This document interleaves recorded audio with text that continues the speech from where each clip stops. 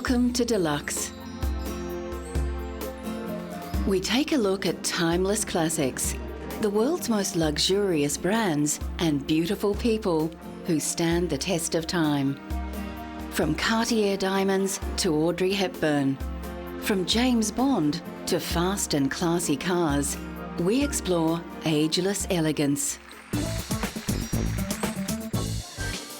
The Prince of Wales once famously called French jewellery house Cartier jewellers to kings, king of jewellers. And there is no better symbol of timeless luxury than a diamond by Cartier. Louis-François Cartier took over an existing jewellery workshop in Paris in 1847. But it was his gifted grandsons Louis, Pierre and Jacques who established the worldwide brand of Cartier. Innovations with various styles including Art Deco, Garland and Tutti Frutti has made Cartier's influence on the development of 20th century jewellery unparalleled. Louis Cartier is best known for his timepieces. He designed the first wristwatch to assist an aviator friend.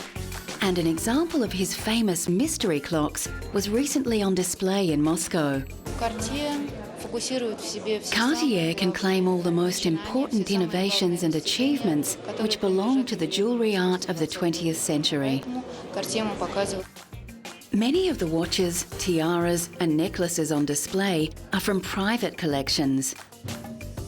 Among the treasures are crocodile and snake necklaces, specially ordered by the Mexican actress Maria Felix. She came to the 13 Rue de la Paix boutique with a box, and in there were two living small crocodiles. And she asked for the director of the boutique, and she said, "Okay, this is what I want in jewelry very quickly. Could you please make those two crocodiles for me as a necklace?" The centrepiece of the exhibition can be seen here more closely in a jewellery store in Paris. We are presenting today this necklace created by Cartier in 1926 that we created for the Maharaja of Patiala. That is an exceptional necklace since it is a parure for men, very imposing and sizable. It is probably one of the biggest jewellery necklaces that has ever been made. Many of the original 2,900 diamonds were missing when the necklace was found in 1998, and Cartier plans a full restoration.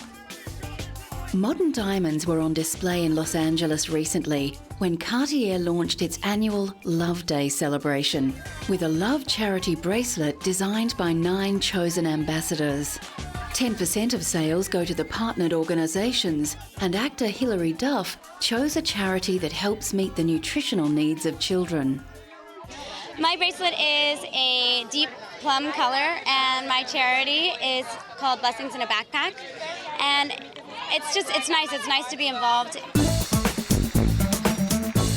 Once the wartime rationing was lifted from Europe after the ravages of the Second World War, fashion houses bloomed into an age of elegance and opulence.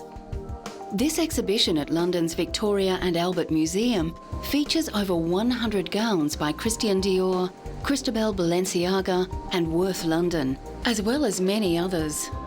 The exhibition concentrates on the so-called Golden Age of Couture between 1947 and 1957, when the combination of unrestrained style and craftsmanship turned these couturiers into world-famous names.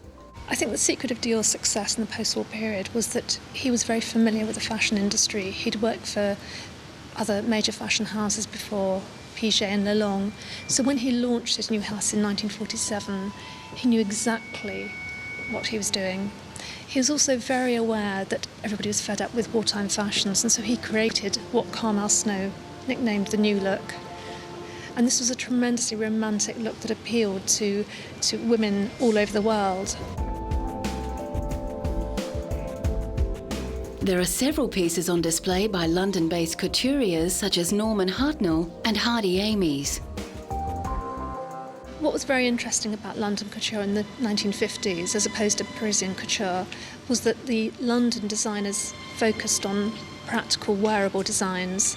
tailoring was a great speciality. In fact, the tailors were so skilled in London that the Parisians sent their tailors over to see how it was done. 60 years after the launch of Dior's new look couture house, the market for haute couture is certainly much smaller.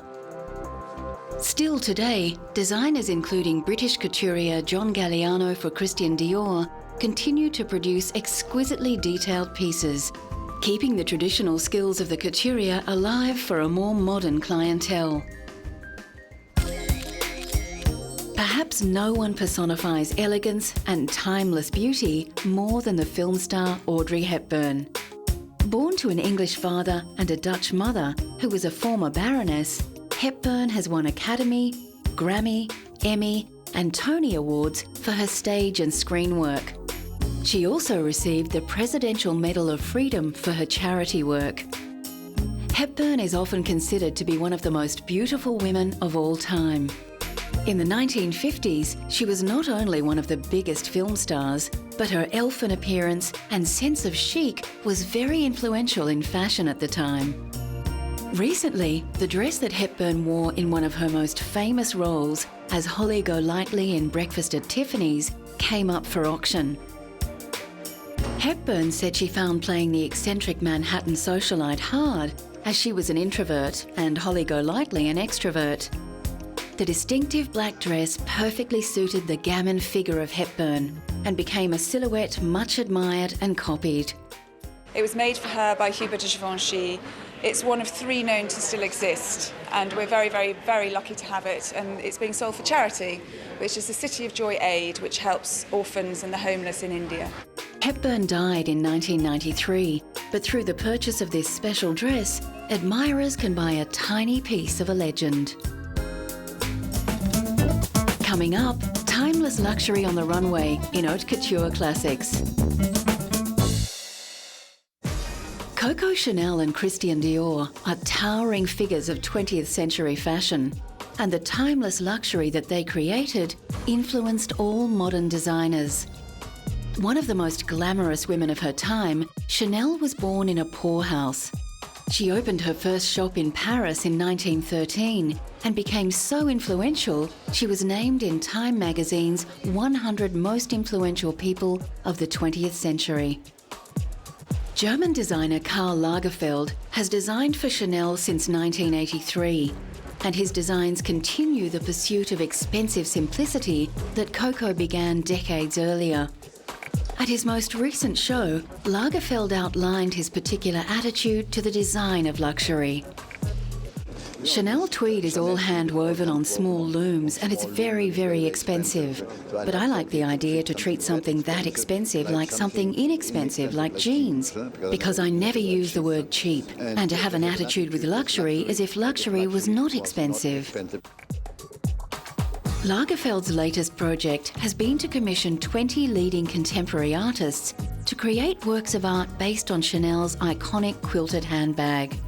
The mobile art exhibition will tour for 2 years.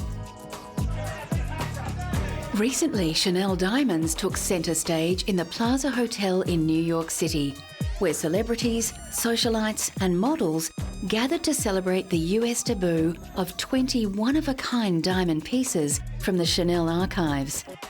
The black and white gala was held in homage to Chanel's signature colours, and Truman Capote's legendary black and white ball held in the same location in 1966. Christian Dior began a revolution in dress called the New Look, with luxurious arrangements of fabric that broke with the lean and boxy designs of post-World War II. Under family pressure to pursue a diplomatic career, Dior originally studied science, but he was always drawn to the arts and to fashion. As a student, he sold sketches on the streets of Paris to raise money. The timeless qualities of his beautiful designs were recently celebrated in an exhibition at Berlin's Culture Forum. 180 exhibits showcased the life work of Dior, who died tragically at age 52. Included in the exhibit was the famous black swan dress which German diva Marlene Dietrich once wore. Christian Dior was one of the early fashion designers who understood how to implement the total look, fashion as a whole. This means that he not only incorporated clothes into his haute couture for his collection, he also designed accessories and intensively dealt with fashion jewellery. John Galliano is the current head of design at Christian Dior. Born in Gibraltar and raised in London, Galliano has been at the Paris fashion house since 1996, and his theatricality and love of seduction has been famously successful for Dior. Here, his haute couture Paris show is faultless in its invocation of beauty, luxury and elegance. The reason why Christian Dior has so much success with Galliano after 10 years is because Galliano brings to the House of Dior his creativity, his modernity, and he respects the heritage of Mr. Dior.